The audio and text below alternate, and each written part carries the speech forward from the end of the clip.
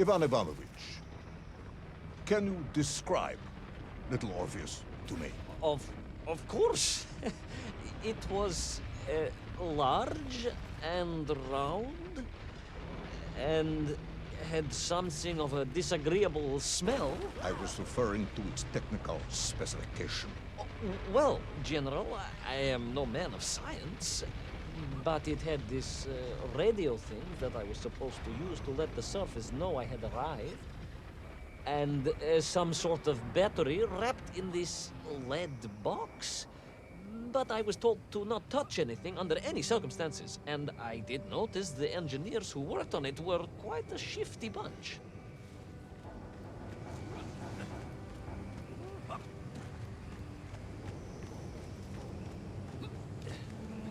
The little Orpheus device contained a radio transmitter capable of sending a signal through miles of solid rock. In order to boost this, a powerful energy source was required. An atomic bomb, Comrade Prevalov. An atomic bomb that you have lost somewhere below the Earth's crust. Ah, yes, that bomb. Of course, General. I can explain everything. But it is a long and somewhat complicated story. And let me assure you, this is not a case of milking chickens. But you won't understand where your bomb and little Orpheus has ended up unless I start at the very beginning and you let me tell you where I've been for the last 3 years. From the beginning, then. But this had better be good. Good, General. It's more than good. It's extraordinary. And it began like this.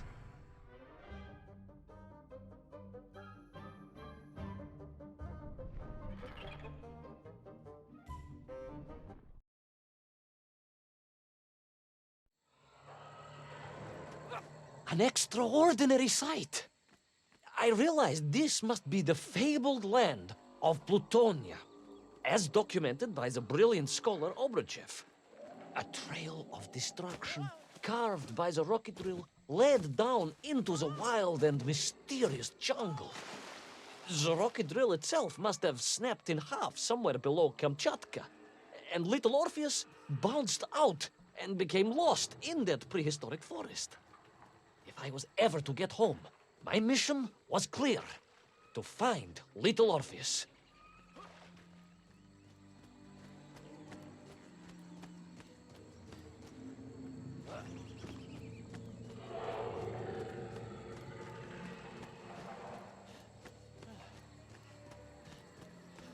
I steeled myself and plunged deeper into that prehistoric jungle where insects the size of dogs buzzed around.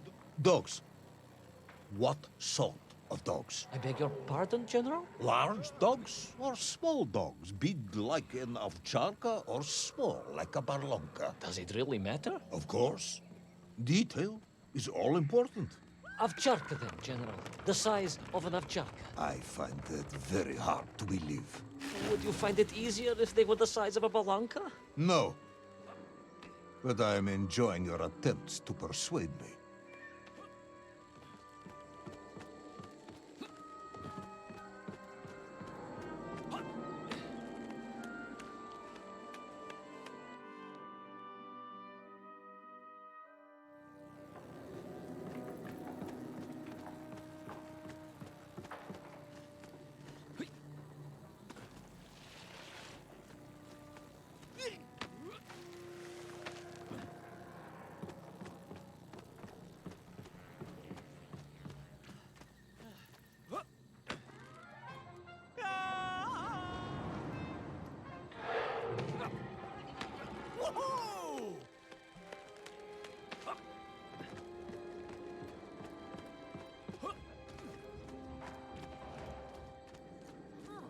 Another part of the rocket drill.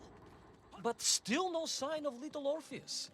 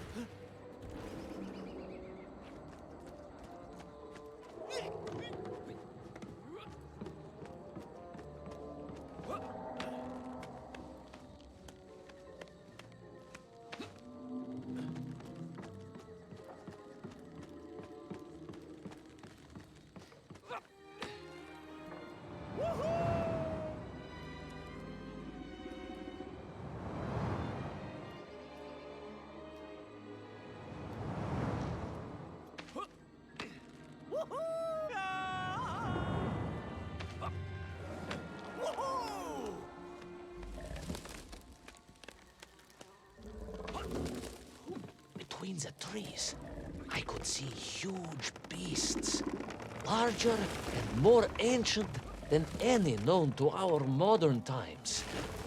Could it be that Obruchev was right? And deep below the Earth's surface, prehistoric monsters still roam freely. Yes, yes, but little Orpheus.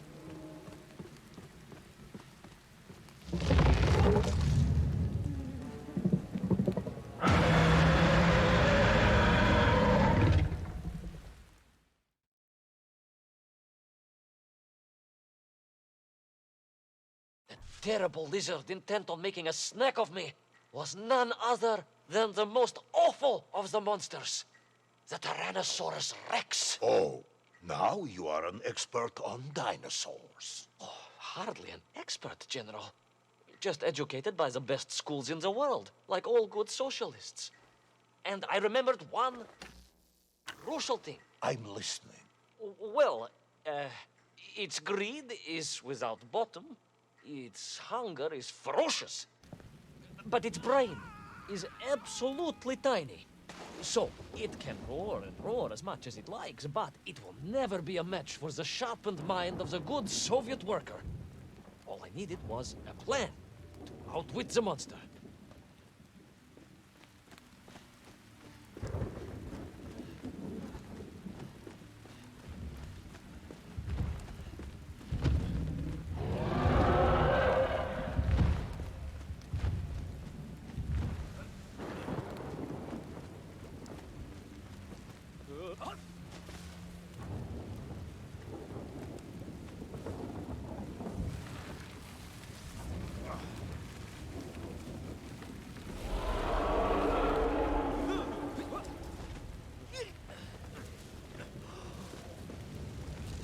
Imagine my shock and surprise to find in that clearing the last part of the rocket drill. More shocking was the fact it had been ransacked. Someone had made off with the tools, the weapons, the rations, and the spare parts for the Pragviev.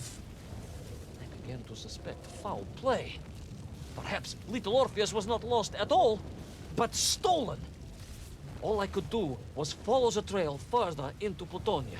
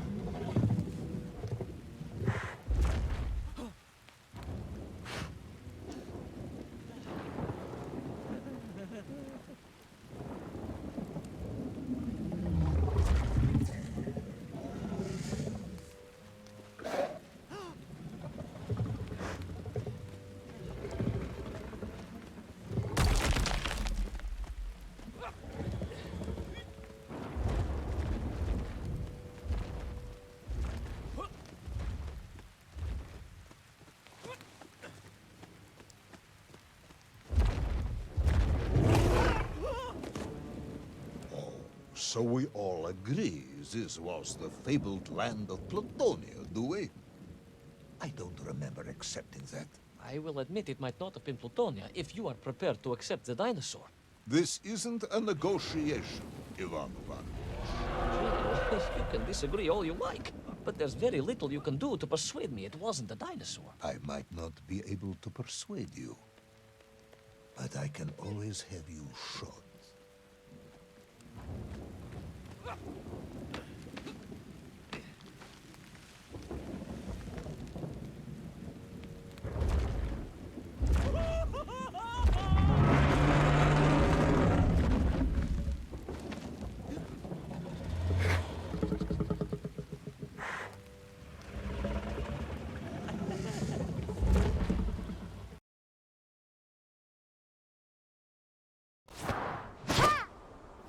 Don't forget to subscribe!